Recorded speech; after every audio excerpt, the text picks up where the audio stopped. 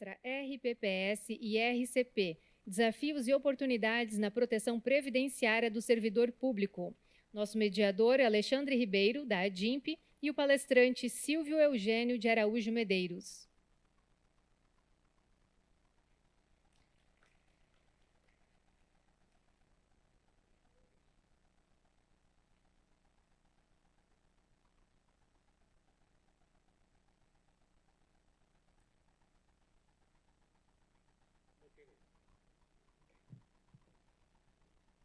Tem que reabastecer o tererê aqui. Pessoal, boa tarde. O Silvio está bem sul-mato-grossense. Bem isso mesmo. Está acostumando com a bebida típica aqui da nossa região, que nós herdamos da cultura dos nossos irmãos paraguaios. Meu amigo, depois daquele evento em Ponta Porã, eu fiquei absolutamente viciado. Pessoal, o Silvio... Vou falar aqui, em poucas palavras, o currículo desse menino. Ele está pintando o cabelo para ficar um pouquinho mais jovem, né? Parece ser mais respeitável. Exatamente. Silvio Eugênio, graduado em Ciências Econômicas, com MBA em Finanças e Master em Gestão Previdenciária. No setor público, atuou como subsecretário do Ministério da Economia, Trabalho e Previdência e Trabalho e Emprego. Foi gerente na diretoria de governo do Banco do Brasil e na prefeitura de Natal, do Rio Grande do Norte, Natal Prev. Foi presidente da Natal Prev, né, Silvio? Secretário executivo da Casa Civil e secretário adjunto da Saúde. Atualmente é diretor-presidente da Previcom. Meu município tem a previdência complementar contratada com a Previcom. E o Silvio... ele também compõe o Conselho Deliberativo da ABRAP. Depois ele pode falar o que é a ABRAP. A ABRAP é basicamente a ADIMP das entidades fechadas de previdência complementar. A Associação Brasileira de Entidades de Previdência Privada. Certo. Silvio, contigo, meu amigo. Obrigado, meu amigo. Gente, boa tarde, tudo bem? A gente passou palestras interessantíssimas hoje, né? E a Luciana, eu adoro o jeito que a Luciana fala, ela falou assim, porque a gente vai viver mais, não é verdade? Então, rapidamente aqui, quem acha que vai viver mais, levanta a mão. E quem acha que o dinheiro vai viver tanto quanto vocês, levanta a mão. Vocês entenderam o problema que eu vim resolver?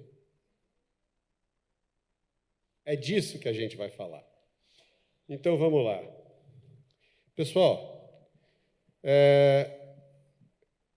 não é RCP, tá? É RPC, Regime de Previdência Complementar. Vamos lá. Eu gosto muito de dar um contexto para que a gente se situe, né?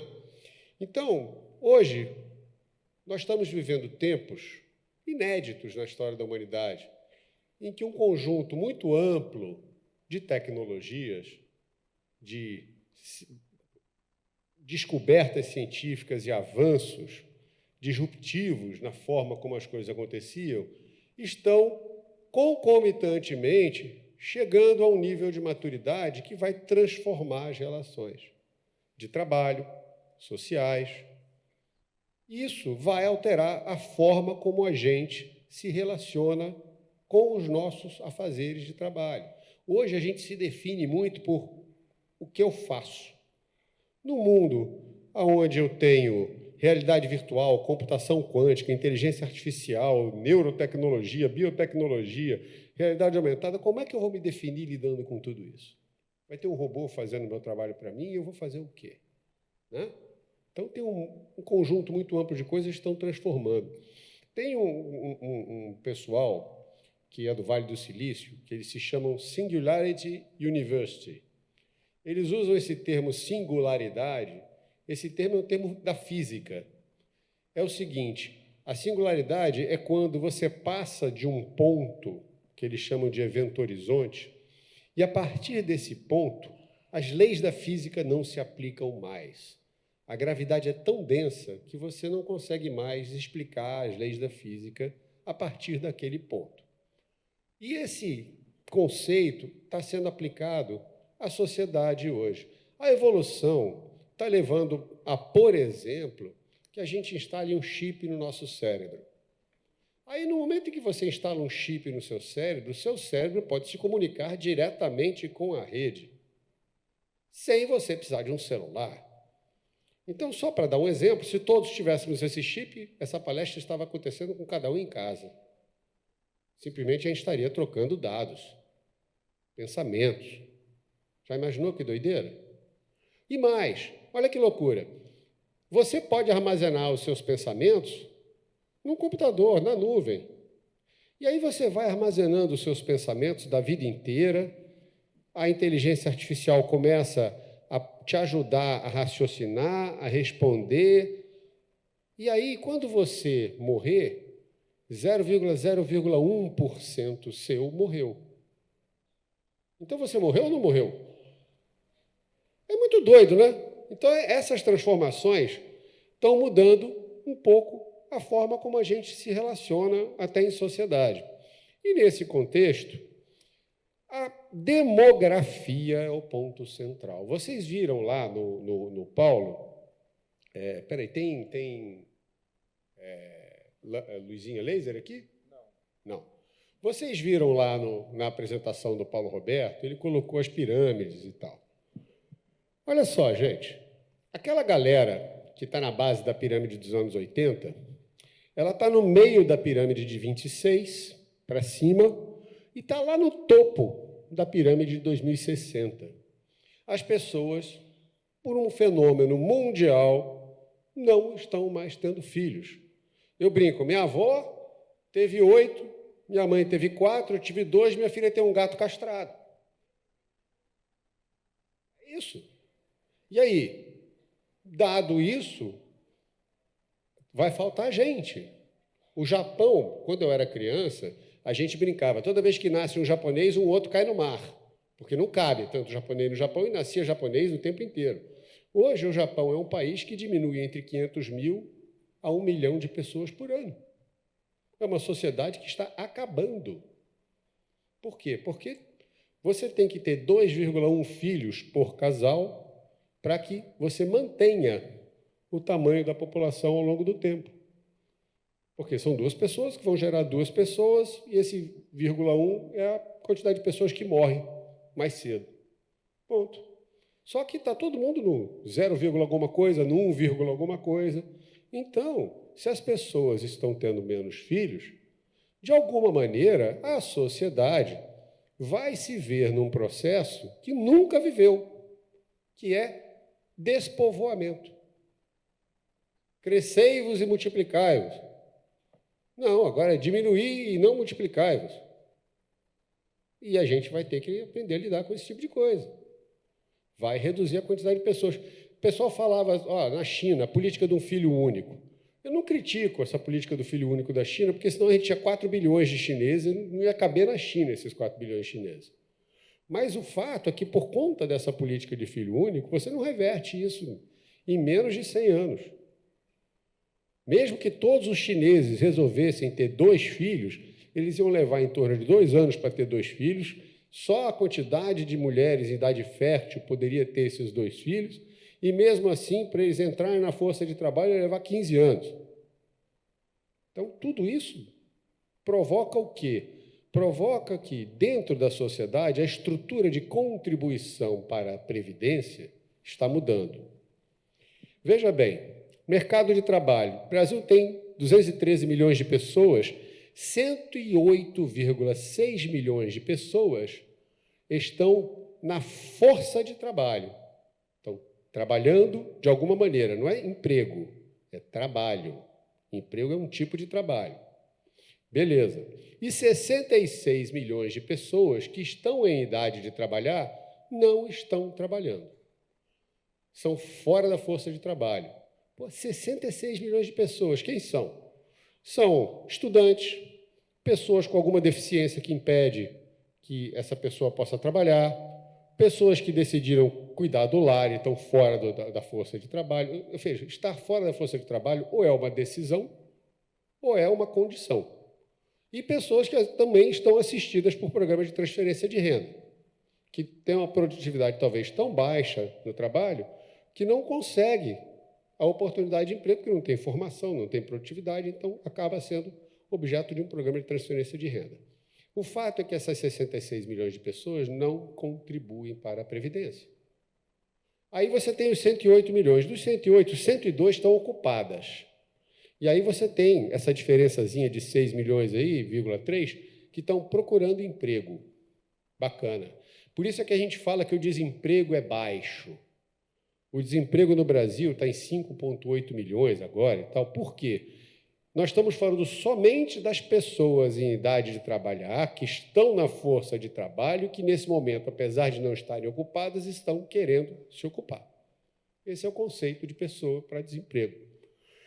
Só que do total dos 102 milhões ali, 38,7 são informais. Qual o problema do informal? Ele não recolhe contribuição previdenciária. Então, quantas pessoas têm contribuindo de fato? 63,6 milhões de pessoas estão contribuindo para a Previdência. Ora, 38,7 mais 66 vai dar 105,3 milhões? Não estão. Então, está 105 a 66, 64. Essa é a conta.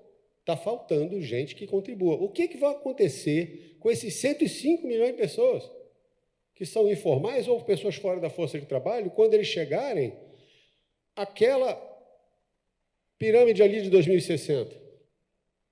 A pergunta é, a galera que está embaixo vai conseguir pagar a conta da galera que está em cima? Para vocês terem uma ideia, se a gente continuar fazendo reforma paramétrica, o que é paramétrica? Mudar um parâmetro. Por exemplo, tempo mínimo de contribuição, idade de aposentadoria, são parâmetros. Você vai ter, de acordo com o estudo do Banco Mundial, em 2040, a idade de aposentadoria tem que ter 72 anos, em 2060, daquela pirâmide lá, 78. Adianta se aposentar? Esse é o problema. Então, nós estamos diante de uma necessidade, não é de uma reforma, é de um redesenho do sistema previdenciário. Ele tem que ser redesenhado de uma maneira tal que você evite o que aconteceu na Grécia, o que aconteceu em Portugal, quando as contas públicas do país quebraram e eles tiveram que cancelar benefícios concedidos. Então, o mundo está aí para provar. E como é que isso acontece no mundo? Ora, o mundo tem 3 pilares previdenciários. Um pilar de repartição simples. O que é repartição simples? É o fundo financeiro, da segregação de massa. Fundo financeiro. Aquilo que... Repartição simples em inglês é do tipo pay as you go, ou seja, vai pagando enquanto der. Isso aqui é a tradução do sistema de repartição simples em inglês. Tá? O dia que não der, não deu, né? Então, esse pilar, na Holanda, na Austrália, Portugal, Islândia e na maioria dos países que já estão com as sociedades mais envelhecidas do que a nossa, eles têm uma situação que eles têm um baixo nível de reposição, ou seja, o sistema de repartição simples garante um piso, não é um teto, é um piso. Ah, tá bom, e como é que eu reponho a minha renda? Você repõe com o segundo pilar. O segundo pilar é uma capitalização obrigatória, seria o fundo previdenciário. Mas atenção, o fundo previdenciário ele tem um defeito que eu vou comentar daqui a pouco. E qual seria o terceiro pilar? O terceiro pilar é um pilar complementar. Ou seja, aquilo que você, ao longo da sua vida, além do que era obrigatório, você poupa para a sua prosperidade futura. Então, você abdica de alguma coisa no presente em prol de uma prosperidade futura. Você constrói um caminho de prosperidade. Isso é que é previdência complementar. Olha só, no Brasil a gente fala que tem 3 pilares. Regime geral, regime próprio e regime complementar. Só que regime próprio, ele não é um pilar. Ele é um caso do regime geral, que tem regras diferentes porque tem uma legislação específica que não é o INSS, que faz a gestão de todos. Nós temos 5.500 municípios, tem 2.200 RPPS. Então, tem aí quase 3.000 que estão no regime geral. Então, a gente está lidando com um caso de exceção do regime geral. Nesse caso de exceção, a gente tem, em boa parte, segregação de massa. Mas faz uma conta aqui comigo. A segregação de massa é algo recente, 15 anos, máximo 18, 20 anos. Então, o número de pessoas que estão nos fundos previdenciários é geralmente menor que o número de pessoas que estão nos fundos financeiros. E, para além disso, você tem, por exemplo, a União e o Estado de São Paulo. O Estado de São Paulo tem quase 1 milhão, a União tem mais 12. Dos 12 milhões aí, eu arrisco dizer o seguinte, bem mais da metade dos servidores públicos, desses 12 milhões, não estão nos fundos capitalizados. Então, você tem uma situação difícil. E o fundo capitalizado ele tem um problema conceitual, que é o seguinte, eu vou dar um exemplo prático. Se você quer dizer assim, eu quero ganhar 10 mil por mês quando eu me aposentar aos 65 anos, durante 25 anos. Então, eu vou dos 65 até os 80, 85, 90 anos, eu vou ganhar 10 mil por mês. Quanto é que eu tenho que juntar? Quanto tiver que juntar. Porque se a taxa de juros aumenta, você vai ganhar mais, então você vai precisar economizar menos. Se a taxa de juros cai, você vai precisar juntar mais dinheiro, porque a rentabilidade vai ser menor, então você vai ter que poupar mais. Mas você vai ter que chegar no montante necessário para pagar os 10 mil por mês, porque você definiu o benefício. Então, quando você define o benefício, você não pode definir a contribuição, porque você vai ter que poupar quanto tiver que poupar. Agora, se você define a contribuição, tipo assim, se eu poupar R$500 por mês durante 25 anos, quanto é que eu vou ganhar lá na frente? Não sei, vai depender da taxa de juros, vai depender se tiver algum problema, alguma crise, alguma coisa. Então, se você define a contribuição, você não pode definir o benefício. Então, é ou um ou outro. Aí vamos olhar para os nossos fundos capitalizados. Fundo capitalizado, ele é com contribuição definida. Você tem uma alíquota e essa alíquota incide sobre a base de contribuição. A remuneração de contribuição, você tem a alíquota patronal e a alíquota do servidor. Então, você definiu a contribuição. Mas ele é voltado para financiar como um plano de custeio um benefício definido. Ora, ou você vai ganhar, em resumo, paridade e integralidade, ou você vai ganhar a média das 80% maiores remunerações corrigidas até a data da aposentadoria, ou a média das 100% corrigidas até a data da aposentadoria. Em grande linha, você tem 3 regras de benefício definido. Então, o que eu estou fazendo? Eu estou definindo o benefício, definindo a contribuição e querendo que a gangorra balance. O que vai acontecer com a gangorra? Vai quebrar. Onde é que ela quebra? Lembra da palestra da Luciana, que ela falou de déficit atuarial? Déficit atuarial é exatamente a gangorra quebrando. Quem é que paga o déficit atuarial? É o ente público, que estabelece o quê? Uma alíquota suplementar, que depois que ele faz lá o cálculo atuarial, descobre que a gangorra está quebrada, ele faz uma alíquota suplementar para que o plano de custeio seja suficiente para pagar o benefício. Por quê? Porque o benefício está definido e a contribuição não é suficiente. Por isso é que a gangorra quebrou. Ora, dado esse contexto, você então vai ter que ter um esforço tributário para cobrir a insuficiência contributiva. Só que tem um detalhezinho, galera. A quantidade de pessoas que irá pagar impostos também irá diminuir. Aí você pode dizer, ah, não, Silvio, mas o nível de produtividade do país vai aumentar, porque tem todas essas tecnologias, E isso vai gerar mais renda por menos pessoas. É possível. Mas o nosso nível de produtividade tem aumentado nos últimos anos? Não. A gente é um país que está envelhecendo e a gente está preso numa armadilha de renda média, como se diz, e que, no fundo, é uma armadilha de baixa produtividade. Por isso é que a nossa renda não é alta. Ora, a gente teria que fazer várias coisas rapidamente para poder evoluir para uma situação de elevar a produtividade, mas não é objeto dessa palestra. Eu adoro esse tema, mas aí eu estaria saindo um pouquinho. Então, a previdência complementar, na verdade, a única coisa que você sabe que é sua, porque é uma poupança sua. É o que você poupou para complementar para você mesmo. Só que hoje, na regra, ela fez a seguinte escolha pela legislação. A sociedade fez a seguinte escolha que está refletida na legislação. Você limita ao teto do INSS o pagamento dos benefícios de aposentadoria e pensão.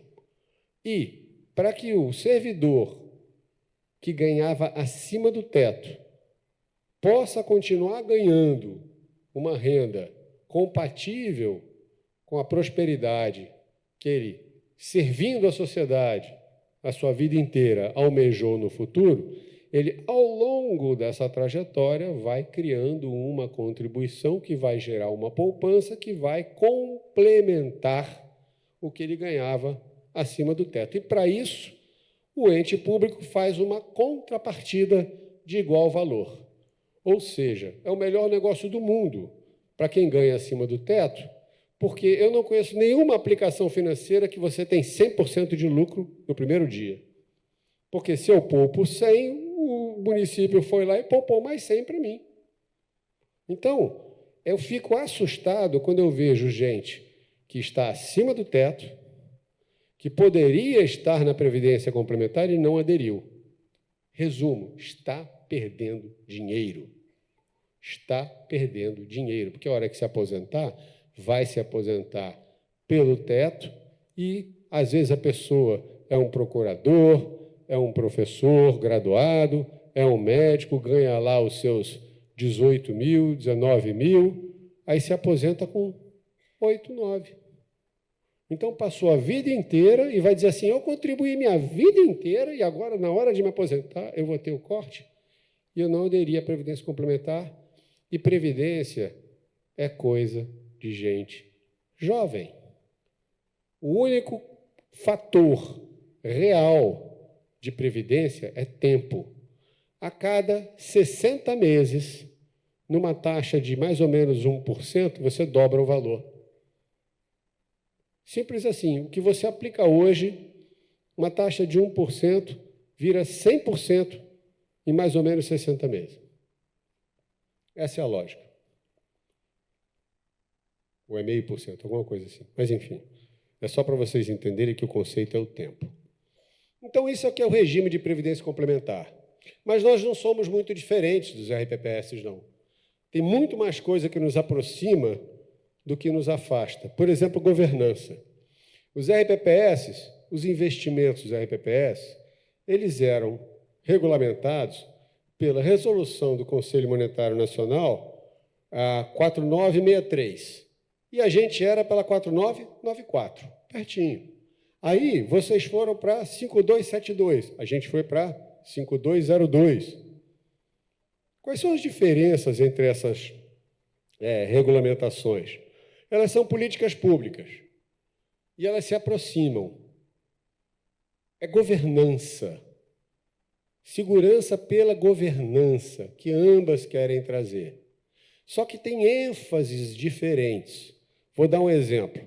Se você for um RPPS do Progestão, nível 4, você pode ter, se eu não me engano, 30% em renda variável do total de ativo da carteira.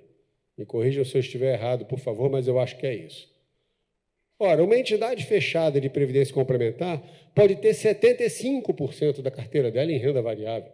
Pô, mas 75%? se o ativo que a gente estiver investindo tiver boa governança. Ou seja, se a empresa na qual eu estou comprando as ações for uma empresa listada no Mercado Novo da B3, porque para você estar listada no Mercado Novo da B3, você tem que cumprir elevados níveis de governança, então eu posso colocar até 75% da carteira de ativos. O que isso revela? Enquanto na 5272, o regulador, que é o mesmo, Conselho Monetário Nacional, ele cobra governança em quem investe e no veículo pelo qual ele investe, nas entidades fechadas, esse mesmo regulador cobra governança aonde a gente investe, porque ele entende que dentro da entidade já tem governança e os processos de seleção dos veículos pelos quais a gente investe já tem governança. Vou dar uma ideia desse nível de governança para vocês. Aqui vocês têm, dentro do Progestão, nível 4, que é o maior, 3, 2 e 1. A gente tem S1, S2, S3, S4. S1 é a maior, S4 é a menor, igual banco. Classificação de banco também, S1, S2, S3, S4. A Previcon hoje é uma S2. Outra coisa, olha o que a gente tem que observar para gerir a carteira de investimentos. Eu tenho um conselho deliberativo que aprova a política de investimentos e faz o monitoramento mensal.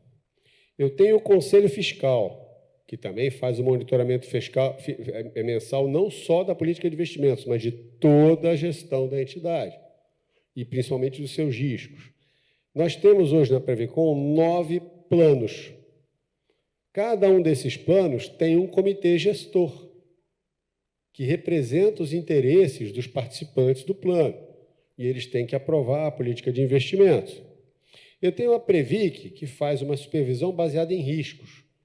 Diferentemente do Ministério da Previdência, dentro da Secretaria de Regimes Próprios, que tenta, da melhor maneira possível, fazer o processo de supervisão de 2.230 RPPS, tem 260 entidades fechadas de previdência complementar que são fiscalizadas pela Previc, que tem uma estrutura muito maior. Então, a gente sofre constantes auditorias e monitoramentos num processo chamado supervisão baseada em riscos. A Previc identifica os riscos setoriais e vai a cada entidade na proporcionalidade delas, ou seja, S1 é pior do que S2, entendeu? Quanto mais baixa, mais leve a fiscalização, quanto mais relevante, mais pesada a fiscalização. Então, a gente é melhor monitorado pelo gestor público desse processo. O Tribunal de Contas nos audita também. Eu presto contas ao Tribunal de Contas do Estado de São Paulo, aprovo contas anualmente lá.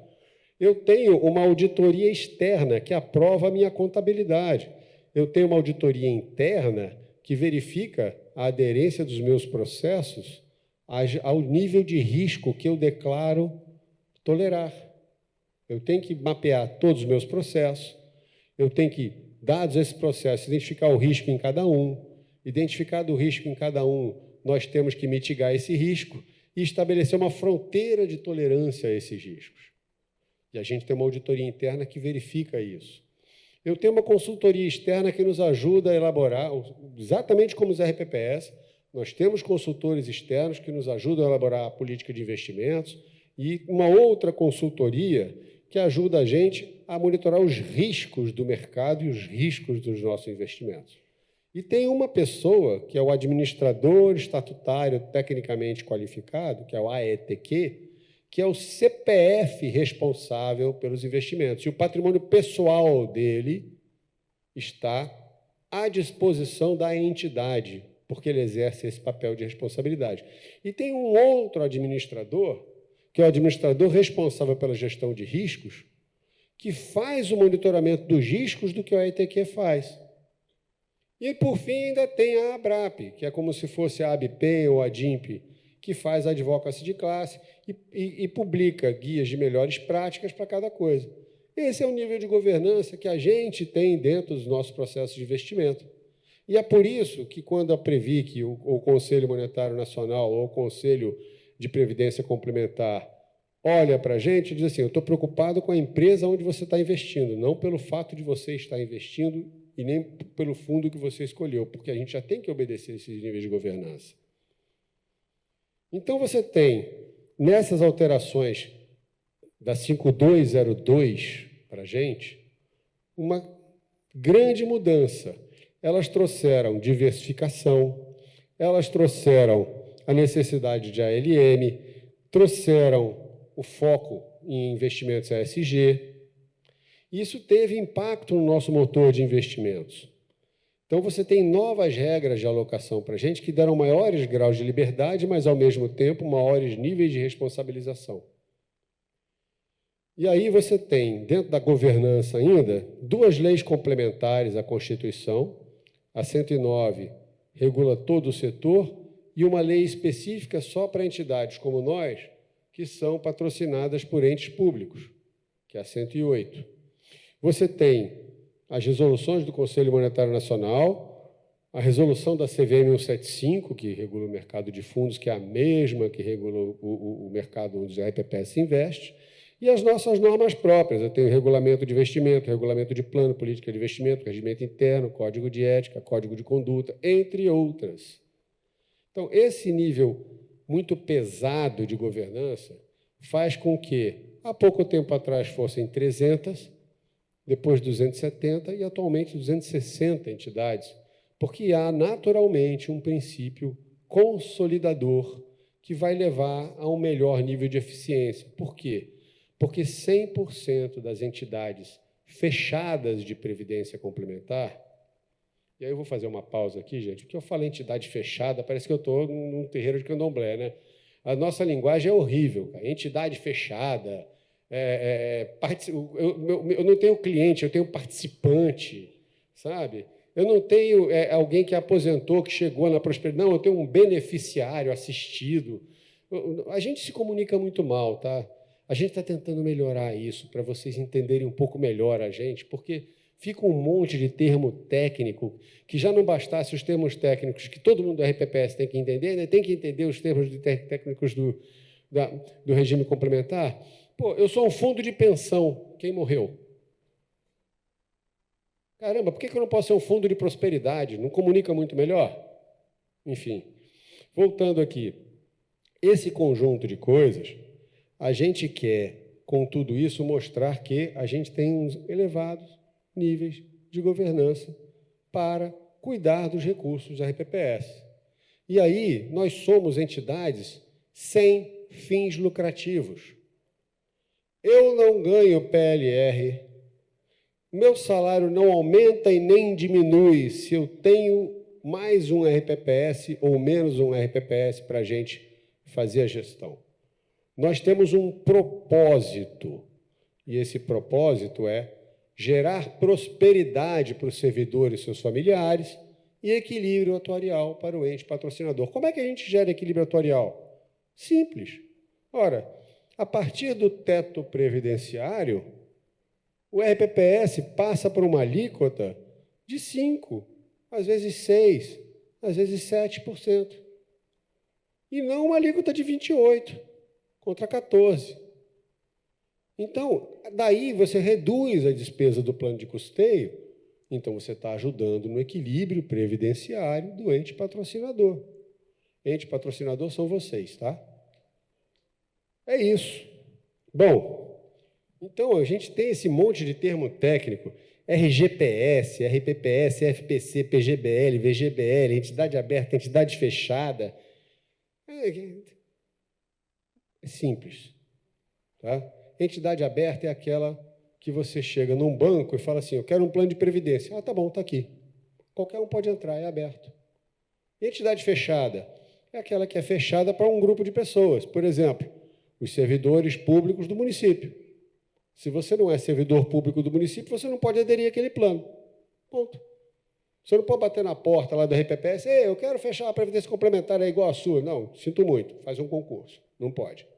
É fechado. Isso aqui é uma entidade fechada. A entidade aberta tem fins lucrativos. Entidade fechada não tem. É uma fundação. Então, quando a gente fala em regime de previdência complementar para o servidor público, nós estamos falando de fundações sem fim lucrativo. Ok? Cuidado que, às vezes, a fundação sem fim lucrativo está travestida por uma instituição financeira atrás dela, onde ela pega o dinheiro e só investe na própria instituição financeira. Não é o nosso caso.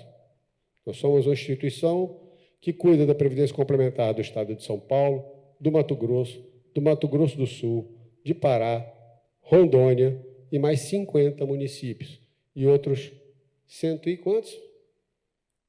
100 e quantos na fila? 190 municípios na fila. Por que tem 190 municípios na fila? Por um motivo simples, a emenda 103, ela determinou que você implemente o seu regime de previdência complementar se você tem um RPPS. Não é facultativo, é obrigatório. E como é que está isso?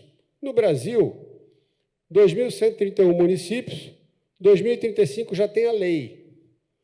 917 já escolheram a entidade, mas só 408 estão funcionando. De 2.131, 408 estão funcionando. Como é que está aqui no Mato Grosso do Sul? 52 municípios, não, porque tinha também do Mato Grosso, tinha de Goiás, tinha do DF. A gente esqueceu de trazer esses slides, eu peço desculpa, porque o Congresso é do Centro-Oeste. Então, no Mato Grosso do Sul, tem 52 municípios, todos já têm lei. 42 já escolheram a entidade, mas só 6 estão funcionando. Ah, Silvio, por que não está funcionando? Ou porque não tem nenhum servidor que ganhe acima do teto, e aí, nesse caso, o município tem que semestralmente declarar isso para a gente pega e comunica a Previc, ó, está tranquilo lá, viu? Não está operando porque não tem. A hora que tiver, eu te aviso.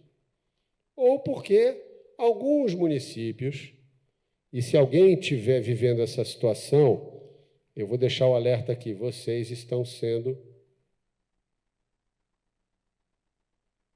não vou falar a palavra. Mas é o seguinte, porque o camarada chega para tomar posse, aí o gestor do órgão lá fala assim, ah, tem previdência complementar, mas assina aqui que você não quer, que aí não desconta isso do seu salário. Acontece. Então, se alguém pôde ter essa escolha e não fez, uma notícia para você, você está perdendo dinheiro, você está perdendo a oportunidade de cada real que você poupar na sua previdência complementar, o seu município complementar com outro real. É 100% em D0. Não existe investimento melhor que esse. Tá? E isso dito, esses 42 que têm a entidade gestora, vocês têm 10 aí que não têm. Estamos à disposição de vocês. E se esses 42 fizeram a escolha e não estão satisfeitos, também estamos à disposição de vocês. Visitem o nosso stand, vai ser um prazer conversarmos. O que vocês têm como risco? Perder o CRP. Por quê? Por tudo isso que eu expliquei, por toda essa situação demográfica e previdenciária que eu expliquei, o CRP é uma política pública que o Ministério implementou para direcionar os esforços dos RPPS no sentido de criar as condições que melhoram o resultado atuarial por meio da implementação da Previdência Complementar e asseguram para o servidor os níveis de prosperidade que ele esperava ter quando se aposentasse, que sem a Previdência Complementar não terá. E aí, não tendo, não adianta reclamar depois. Você constrói isso ao longo da sua vida. Então, se você, por acaso, estiver com seu CRP em risco porque você não instituiu ainda, a gente ajuda vocês. No Progestão agora, você tem que ter o RPC como obrigatório. Se você não instituir o RPC, você não tem Progestão. E outra coisa, no CadPrev, agora é obrigado a informar a pessoa responsável dentro do município pelo regime de previdência complementar. Ah, mas isso é coisa do ente público, da prefeitura, não tem nada a ver comigo. Então, eu vou trazer a seguinte situação aqui. A pessoa que tinha que fazer, que era o prefeito, eventualmente não fez a adesão e a implementação do regime de previdência complementar. Aí, daqui a pouco, perdeu o CRP. Para quem que o prefeito vai ligar quando cair o CRP? Raimundo Nonato, né? Quem? Raimundo Nonato. Vai ligar para o presidente da RPPS, porque na cabeça, na caixinha do prefeito, é problema do RPPS, esse negócio de RPC. Então, minha sugestão, liderem o processo, resolvam o problema. Porque se o RPPS não liderar esse processo e não resolver o problema, o prefeito não vai nomear alguém para fazer isso. Porque na cabeça dele, previdência, além de ser despesa, é um problema do RPPS. Então, vai cair na mão do RPPS esse problema. Estou avisando antes de acontecer.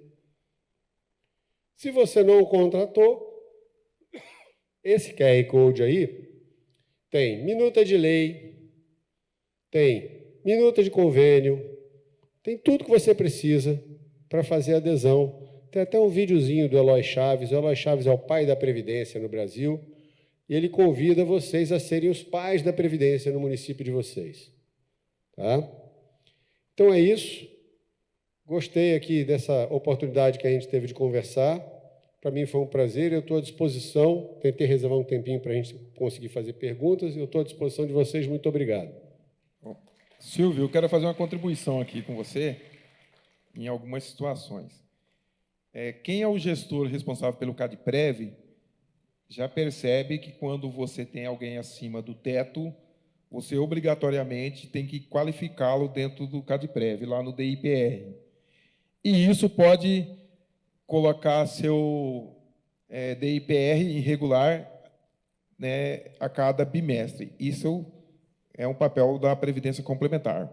Tem um servidor do quadro efetivo que assumiu o concurso e você fez a indicação para a Previc que você não tem ninguém, você vai ter que entrar em contato com a empresa e falar para começar a operacionalizar, porque é o servidor que vai estar perdendo. Ele está efetivo, tem o direito, mas não está operando. Beleza. Com 60 dias, o CADPREV vai indicar que aquele ente está irregular. E se nesse período o CRP estiver vencendo ou vencido, não renova. Essa é uma situação. Outra coisa, que quando a gente traz para a Previdência Complementar, historicamente, nós brasileiros, nós não somos da cultura de poupar. Ponto. Isso é verdade. Nós não poupamos. Tradicionalmente, Silvio, nós poderíamos falar assim, que todos os meus rendimentos, pelo menos de 15% a 20%, eu deveria guardá-lo mensalmente para que eu tenha uma reserva a futuro. Mas a gente não faz por cultura de não... Eu vou mais longe, não é só cultura, não. É porque, primeiro, é o seguinte, falando claramente, os sistemas previdenciários hoje foram desenhados para uma sociedade que não existe mais. Talvez o servidor público ainda seja o último reduto aonde você tenha uma carreira mais linear, daquela coisa de estudo, trabalho, aposentadoria, filhos, beneficiário, etc. Mas a sociedade mudou muito e essa mudança faz com que a sua alocação da sua renda hoje ela dispute com necessidades urgentes de consumo, com o eu mereço, com eu preciso pagar o boleto, com a Bet. Eu não estou falando da Elizabeth, não. Estou falando da Bet, jogo mesmo. Resultado da história. Quando é que você vai reservar recurso todo mês para algo que vai acontecer daqui a 30 anos? Aí daqui a pouco passam 10, 15 anos, você continua achando que são 30 anos, mas já passaram 10, 15 anos. E aí você perdeu 10, 15 anos. Ora, o Warren Buffett, um dos maiores investidores do mundo, começou a poupar aos 9 anos e se arrepende de ter começado tarde. É isso. Nós temos uma percepção, eu vou fazer uma pergunta aqui, e quem concordar pode levantar a mão, que eu vou perguntar para levantar a mão. Quem aqui está com a percepção de que você está ganhando bem, mas não é suficiente? Levanta a mão. Ah, eu ganho X, mas não, para mim não tá dizendo com a realidade. Mais ou menos assim, o seu dinheiro chega no fim do mês? O meu está chegando no dia 2. Dia 3 eu estou no cartão de crédito. É que é assim, ó, o Silvio, o que acontece? Nós, e aí você falou no começo da sua fala aqui, nós partimos de um pressuposto de que tudo pode agregar, e começamos a agregar serviços dentro do nosso orçamento que nosso orçamento não estava comportando. Nós temos assinaturas, nós temos um monte de outras penduricalhos no nosso orçamento que lá no meio do mês, ou quiçá no primeiro 10 dias do mês, ele já corrompeu praticamente todo o orçamento. E eu falo isso por quê? Porque isso ele impacta diretamente na sua ideia de poupar para o futuro. E não é só poupar para o futuro, assim, gente.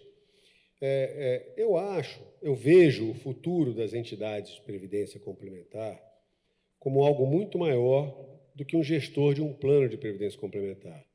A nossa ideia é evoluir para uma plataforma de prosperidade. O que é uma plataforma de prosperidade? O que você tem hoje na fase da sua vida que você deveria ter para ter prosperidade no futuro e que eu posso te ajudar a ter? E se eu te oferecer uma inteligência artificial que, olhando as suas contas, diga para você, olha, se você continuar gastando com isso aqui, você não vai conseguir pagar suas contas. Você pode, de repente, economizar ali. E se eu te oferecer um convênio para um clube de vantagens que dê desconto de 15%, 20% na escola do seu filho, na sua faculdade?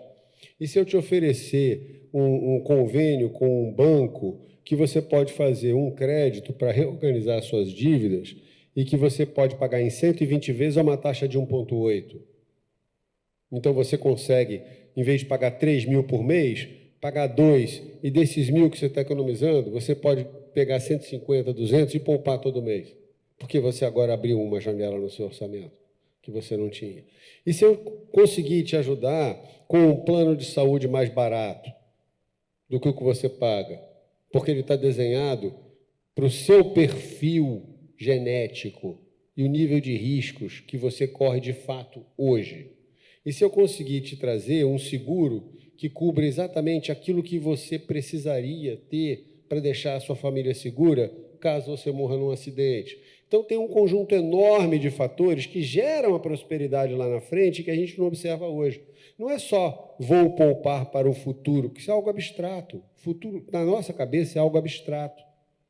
Está longe. É se preparar para o que pode acontecer amanhã ou daqui a pouco, né?